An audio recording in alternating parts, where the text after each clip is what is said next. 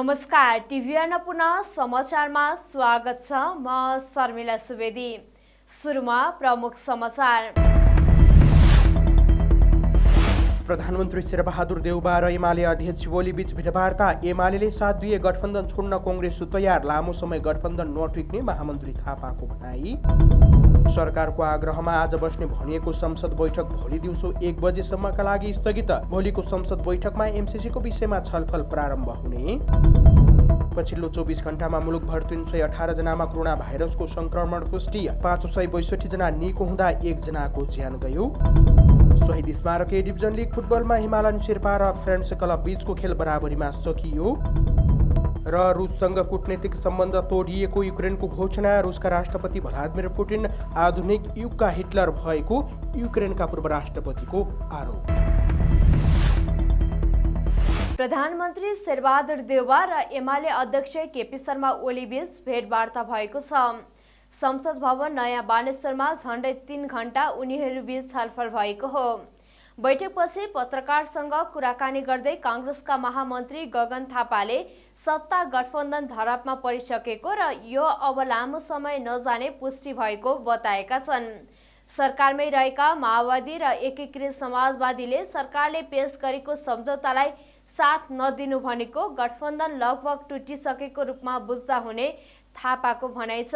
अमेरिकी सहायता परियोजना एमसीसी संसदबाट अनुमोदन गर्न नेकपा माओवादी केन्द्र र एकीकृत समाजवादी पार्टीले साथ नदिने भएपछि प्रधानमन्त्री शेरबहादुर देउबाले नेकपा एमाले सँगको छलफललाई तीव्र पारेका छन्। एमसीसीकै कारण आज बिहीबारको संसद बैठक अन्तिम समयमा स्थगित भएपछि संसद भवन नयाँ बानेश्वरमै प्रधानमन्त्री देउबाले ओलीसँग अरू नेताहरूसहित संयुक्त र एक्लै छलफल गरेका थिए। प्रतिनिधि सभामा टेबल भएको एमसीसीको पक्षमा मतदान नगर्ने माओवादी र एकीकृत समाजवादीको निर्णयपछि देउबाले बरु गठबन्धन भत्कियोस् तर एमसीसी पास गरेरै छाड्ने अडान लिएका छन्। पछिल्लो केही दिनका संकेत हेर्दा एमसीसीकै कारण गठबन्धन टुट्न सक्ने आकलन भइरहेको छ। यस्तै नेकपा एमालेका अध्यक्ष केपी शर्मा ओली र नेकपा माओवादी केन्द्रका अध्यक्ष पुष्पकमल दाहाल प्रचण्ड बीच पनि भेटवार्ता भएको छ। भेटवार्तामा एमसीसी र संसद खुलाउने विषयमा कुराकानी भएको अध्यक्ष प्रचण्डले बताएका छन्। सरकारको आग्रहमा प्रतिनिधि सभाको बैठक सूचना टाँस गरी शुक्रबार दिउँसो 1 बजेसम्मका लागि स्थगित गरिएको छ।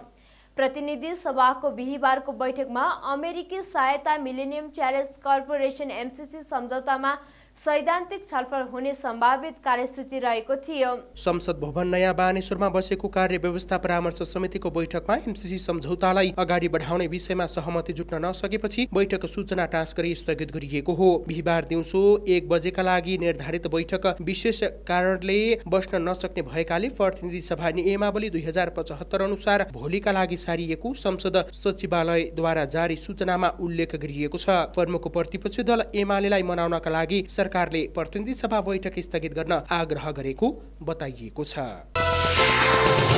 एमसीसीको विरोधमा प्रदर्शन गर्ने प्रदर्शनकारी र प्रहरी बीच बिहीबार पनि झडप भएको छ।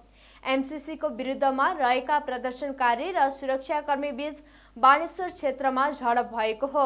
प्रदर्शनकारीले निषेधित क्षेत्रको ब्यारिकेड तोडेर अघि बढ्न थालेपछि प्रहरीले पानीको फोहरा र असुर ग्यास प्रहार गरी प्रदर्शनकारीलाई तितर बितर पारेको थियो। सत्तारूढ दल माओवादी केन्द्रको भातृ संगठन वाइसेल लगायत अन्य दलले एमसीसीको विरोधमा निरन्तर प्रदर्शन गरिरहेका छन्। प्रदर्शनका क्रममा बिहीबार पनि प्रदर्शनकारी र प्रहरी बीच झडप भएको थियो। झडपको क्रममा केही प्रदर्शनकारी र प्रहरी घाइते भएका छन्।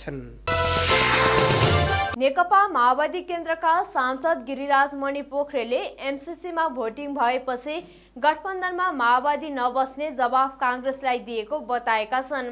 बिहीबार संसद भवन परिसरमा सञ्चारकर्मीसँग कुरा गर्दै माओवादी केन्द्रका सांसद पोखरेलले आफूहरू एमसीसीको विपक्षीमा रहेकाले यसमा भोटिङ भएपछि गठबन्धनमा नरहने कुरा प्रचण्डले प्रधानमन्त्रीलाई जानकारी गराएको बताएका छन्।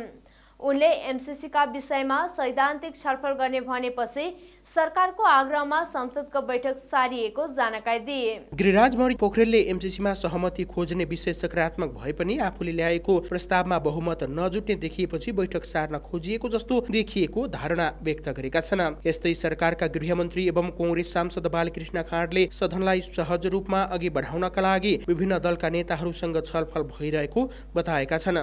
बहुमत नभएको कारणले यसलाई लिङ्गरिङ गर्ने र अन्य खालका चाहिँ पृष्ठभागका अरू गतिविधि गर्नको लागि नै चाहिँ यो अहिले आज चाहिँ सार्न खोजेको हो भन्ने बुझेको छु। हाम्रो अध्यक्षको तर्फबाट फाइनल्ली यो भोटिङमा गइसकेपछि गठबन्धनमा हामी रहँदैनौँ भन्ने कुरा चाहिँ जानकारी गराउनु भएको छ भन्ने मैले थाहा पाएको छु। यस्तै सरकारका गृहमन्त्री एवं कांग्रेस सांसद बालकृष्ण खाँडले सदनलाई सहज रूपमा अघि बढाउनका लागि विभिन्न दलका नेताहरूसँग छलफल भइरहेको बताएका छन्। खाँडले सरकार सदन सुचारू गराउन चाहने भन्दै यसका लागि छलफल भइरहेको बताएका हुन्। उनले सरकारमा रहेका सबै घटकहरूले सरकारले ल्याएको प्रस्तावको पक्षमा मतदान गर्नुपर्ने धारणा समेत राखेका छन्। सरकारको प्रस्तावको पक्षमै सरकारका सबै घटकहरूले समर्थन गर्नुपर्दछ हैन र सरकारमा रहेका घटकले या बाहिर रहेका दलहरूले अब प्रस्तावमा भोट हाल्ने कि नहाल्ने उहाँहरूको पार्टीको निर्णय हो र उहाँहरूको पार्टीले गरे निर्णयलाई हामीले सत्तापूर्वक लिनुपर्छ र यो प्रक्रियामा अगाडि बढिसकेका प्रस्तावहरूमाथि अब निर्णयार्थ मतदानमा जाँदाखेरि कुन दल कतापट्टि रहन्छ अझै पनि त्यसको निर्कुल निक्लिसकेका छैन र यो बिस्तारै चाहिँ नि क्लियर पनि होला र टुङ्गो पनि लाग्दै जाला र त्यसपछि घटकका बारेमा फेरि छलफल गरौँला। त्यस्तै एमाले नेता योगेश भट्टराईले एमाले उठाएका माग सम्बोधन नगरी सरकारलाई सहयोग गर्न नसकिने प्रश्न पारेका छन्। उनले गठबन्धनकै कारण नेपालको अन्तर्राष्ट्रिय छवि बिग्रिएको पनि बताएका छन्। एमसीसी पारित गराउने दायित्व प्रतिपक्ष दलको नभएको भन्दै भट्टराईले सरकारको मुख्य घटक नेपाली कांग्रेसले प्रतिपक्षसँग संवाद गर्न सकारात्मक पहल गरेको जिकिर समेत गरेका छन्। हामी भनेका छौँ कि फेरि पनि हामीसँग संवाद गर्ने हो भने ब्ल्याक एन्ड व्हाइटमा गरौँ। यो ब्ल्याङ्क चेक मागेर नेकपा एमाले दिँदैन, ब्ल्याङ्क चेक दिँदैन। अहिले एमाले त विपक्षी हो नि, विपक्षीलाई त यो दायित्व छैन नि।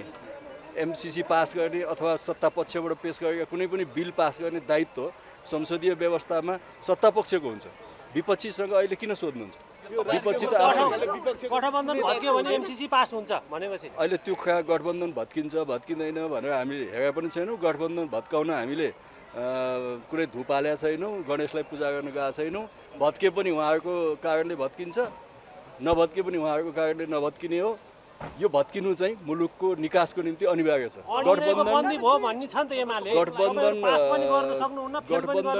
गठबन्धन जहिलेसम्म रहन्छ मुलुक अनिर्णयको बन्दी भइरहन्छ। त्यस्तै नेकपा एकीकृत समाजवादीका नेता जीवनराम श्रेष्ठले एमसीसीलाई जबरजस्त अघि बढाउन नहुने र त्यसका लागि सदनलाई सुचारू गर्नुपर्ने धारणा राखेका छन्। त्यो अनुसार अब सैद्धान्तिक छलफलमा चाहिँ प्रवेश गर्ने भन्ने कुरा यो आजको यो कार्यव्यवस्थाको तर्फबाट चाहिँ नि भएको थियो। तर पछि फेरि अब चाहिँ नि सामान्य प्रधानमन्त्रीज्यूले आज छलफलको लागि चाहिँ नि समय अब अप्ठ्यारो हुने भयो, त्यसैले भोलि सञ्चालन गरौँ भनेर सरकारको तर्फबाटै स्वयं सामान्य प्रधानमन्त्रीले भनिसकेपछि आज चाहिँ हाउस स्थगित भयो। त्यस्तै प्रतिपक्षको अवरोध हटाउन प्रधानमन्त्री र सभामुखले पहल गरौँ भनेर कार्यव्यवस्थामा आफूहरूले नै सुझाव दिएको उनले बताएका छन्। आगामी फागुन 15 गतेदेखि चैत्र 9 गतेसम्म काठमाडौँ उपत्यकाका 18वटा नगरपालिका र विश्व सम्पदामा सूचित भएका 7वटा सम्पदाहरूको सरसफाई अभियान सुरु हुने भएको छ। बिहिबार काठमाडौँमा पत्रकार सम्मेलन गर्दै फागुन 15 गतेदेखि चैत्र 9 गतेसम्म 25 दिने उपत्यका सरसफाई अभियान सञ्चालन हुने जानकारी दिइएको छ। 25 दिने उपत्यका सफाई अभियानमा सम्बन्धित नगरपालिकाका मेयरहरूलाई बोलाउने अभियानको कार्यक्रम रहेको छ। पत्रकार सम्मेलनमा अभियानका संयोजक राजमान मानवले उपत्यका सरसफाई अभियानले काठमाडौँ उपत्यकामा लामो समयदेखि सरसफाई गर्दै आएको बताएका छन्। सरसफाईको सुरुवात टोलबाट गरिए पनि पछि काठमाडौँ उपत्यका फोहोर बढ्दै गएपछि बागमती, मनोहरा, हनुमन्ते लगायत धेरै सफाई अभियान चलाउँदै आएको उनले जानकारी दिएका छन्। नेपाल संसारकै सुन्दर देश, तर हाम्रो थोरै राज्यको, निकायको र हामी जनताको पनि यसमा व्यवस्थाको कारणले आज काठमाडौँ एउटा सांस्कृतिक रूपमा, सम्पदाको रूपमा र वातावरणीय रूपमा संसारकै धनी सुन्दर काठमाडौँ आज एक किसिमको चाहिँ फोहोरको डङ्गुरले गर्दाखेरि यो काठमाडौँको फोहोरले अब कसलाई गिज्याइरहेको छ भन्ने हामीले चाहिँ छानो भयो। त्यस्तै मैतीदेवी वातावरण संरक्षण अभियानका संयोजक राजेश श्याम मिश्रले उपत्यका व्यापी सरसफाई सबैले आफ्नो ठाउँमा रहेर मात्रै सम्भव नभएपछि एकीकृत भएर उपत्यका व्यापी सरसफाई अभियान सञ्चालन गर्न लागेको बताएका छन्। नेपालमा थप 318 जनामा कोरोना संक्रमण पुष्टि भएको छ।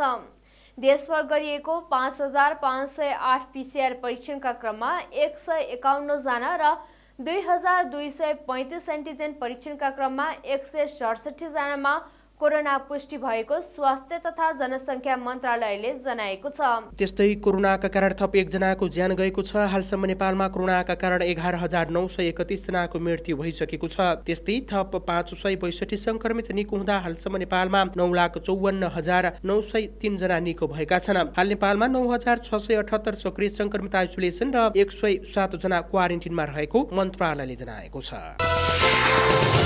शहीद स्मारक ए डिभिजन लिग फुटबलमा हिमालयन शेर्पा क्लब र फ्रेन्च क्लबले बराबरी खेलेका छन्। त्रिपुरेश्वर स्थित दशरथ रङ्गशालामा बिहिबार भएको खेलमा हिमालयन र फ्रेन्चले 1-1 गोलको बराबरी खेलेका हुन्। प्रतिस्पर्धात्मक खेलमा सुरुवाती अग्रता भने फ्रेन्चले बनाएको थियो। खेलको 73औं मिनेटमा हिमालयनका दिवस उराउले आत्मघाती गोल गरेपछि फ्रेन्चले 1-0 को अग्रता बनाएको थियो। रोनेल एन्थोनियो पाउलको फ्री किक हेडर मार्फत क्लियर गर्न खोज्दा दिवसले आफ्नै पोस्टमा गोल गरेका थिए। तर खेलको 89औं मिनेटमा विसन गुरुङले गोल गर्दै हिमालयनलाई 1-1 गोलको बराबरीमा ल्याएका थिए। यस बराबरीसँगै हिमालयन र फ्रेन्चले लिगको अन्त्य गरेका छन्। हिमालयनले 13 खेलमा 14 अङ्क जोडेको छ। फ्रेन्चले 13 खेलमा 11 अङ्क जोडेको छ। युक्रेनले रुससँग कूटनीतिक सम्बन्ध तोडेको छ। युक्रेनी राष्ट्रपति भ्लोदिमिर जेलेन्स्कीले आज बिहिबारको एउटा प्रेस ब्रिफिङमा बोल्दै रुससँगको कूटनीतिक सम्बन्ध तोडिएको बताएका हुन्।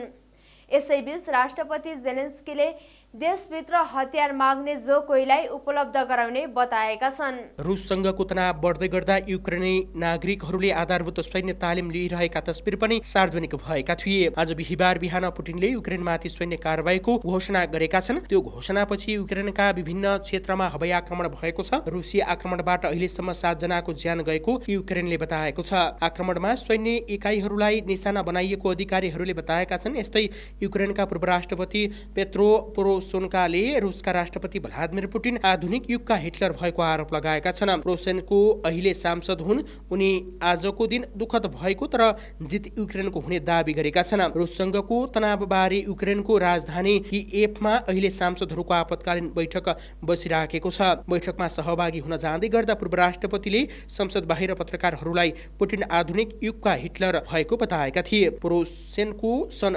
2014 देखि 2019 सम्म युक्रेनका राष्ट्रपति बनेका थिए। अहिले संसदमा तनावपूर्ण अवस्था रहेको युक्रेनका एक पत्रकारले बताएको बीबीसीले जनाएको छ।